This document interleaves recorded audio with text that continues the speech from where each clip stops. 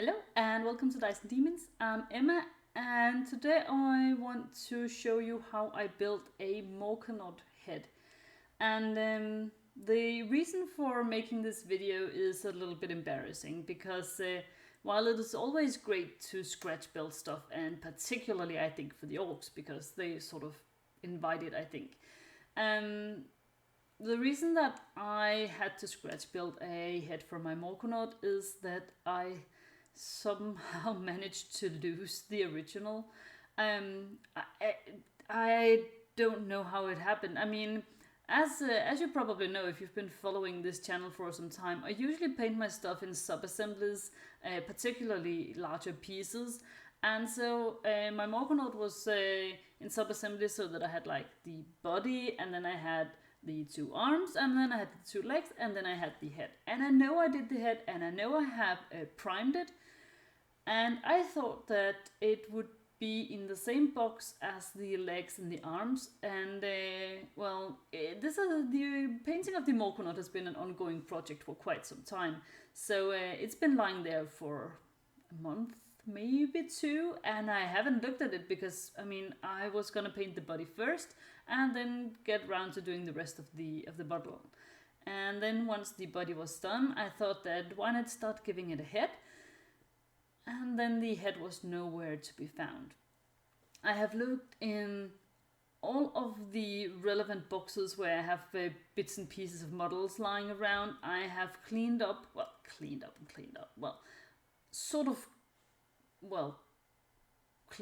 little bit in my hobby room, and I've been looking outside in the garage where I do my priming, and it's not there, and it's nowhere to be found. So I decided that instead of just giving up on the whole Morkanaut project, which would be kind of a shame, and instead of buying a whole new one just to get the head, which would be way too expensive, I would just have to make my own head. So that's what this video is about. Me, out of desperation, building and sculpting a Morkanaut head. So if you ever find yourself in a similar situation, perhaps this is somehow useful to you. And if you have ever lost a model or parts of a model, know that I completely understand how you feel.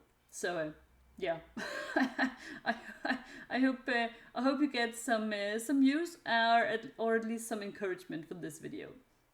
So I started out with an XPX block that I cut so that it matched the lower jaw of the original head. I still had the jaw for some reason, but not the actual head. It was so stupid. And then I just drew a sketch of an orc head that I thought would look properly orky on the face of the Morkanaut. I had also taken a bit of a look on the original head. Like I found a photo on the internet, and I thought that I would sort of try to match that, though not trying to make an actual copy. I don't mind that you can see it's not the original head. I don't think I can hide that anyway. Then I took some milliput and then just put it on top of the outline I had drawn, and I just cut out a rough shape using a hobby knife. I tried to strike a balance between the layer of milliput being too thin so that it would be fragile, and it being too bulky. And I think I managed quite fine. I don't think it'll fall apart at the slightest touch. And then I just used a little bit of water to smooth out the surface somewhat. And I have this tiny wheel. It's from a whole bunch of bits from clocks I think I've got, and I decided that would be a really nice eye. I then add some rivets because this is an orky thing and you need rivets. And the rivets come from a silicone mold from a green stuff weld. And the rivets in the mold come in various sizes and shapes. And I just decided that I wanted the bigger rivets here because I wanted them to be really clearly visible on the face. Then I added an eyebrow, so that you have this weird round eye and then an eyebrow on top of the other. I don't want it to be too symmetrical, and I want it to look a little bit weird because this is after all a Morkanaut.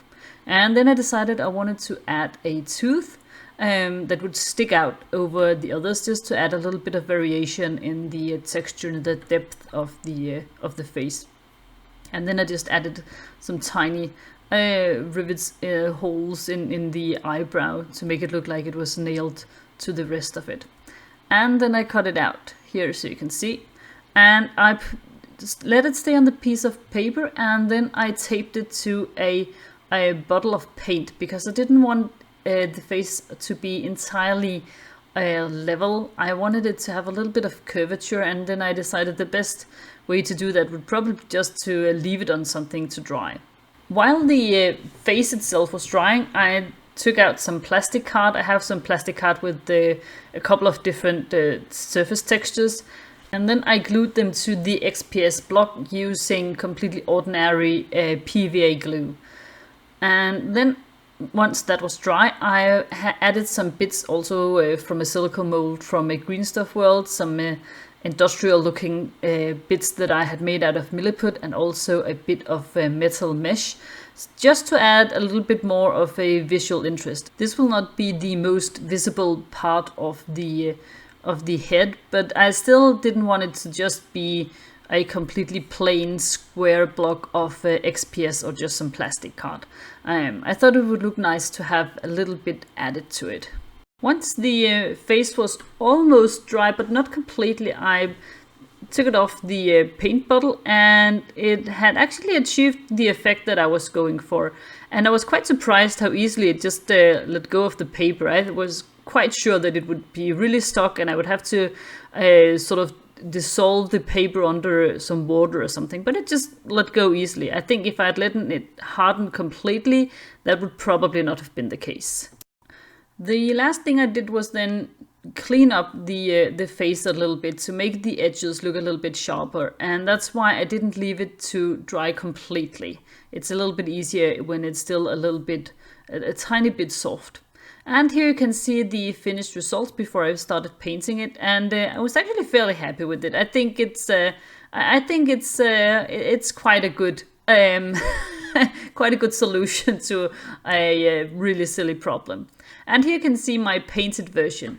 I haven't added the lower jaw yet, and I am not quite sure whether I will or not, because I don't know if that will make my my homemade head look a little bit more homemade than it already does, or if it will add something. I think I will paint the jaw and then put it on and see if I like it or not. We'll see. But so far so good. Now I only have one arm and one leg left to paint, and then a couple of details still on the body also. So yeah, still a ways to go, but I'm slowly getting there, and so far I'm having a lot of fun with it. So yeah, let me know what you think of my my homemade Morkanaut head, and whether or not you think I should have just left it without a head or bought a completely new model, or if you think this is actually okay. So let me know in the comment section below, and if some of you have done something similar, actually thrown away a really important part of a model, you are also more than welcome to let me know, just to at least make me feel like I am not alone in doing something as silly as that. So thank you so much for watching this video, guys. If you want to follow me on social media, you can also find me as Dyson Demons on Twitter and on Instagram, and you can also show off your own models on my Facebook group, which is called the Dyson Demons Showroom. I'll leave a link to that in the show notes below. Thank you so much for watching. I'll see you next time. Bye.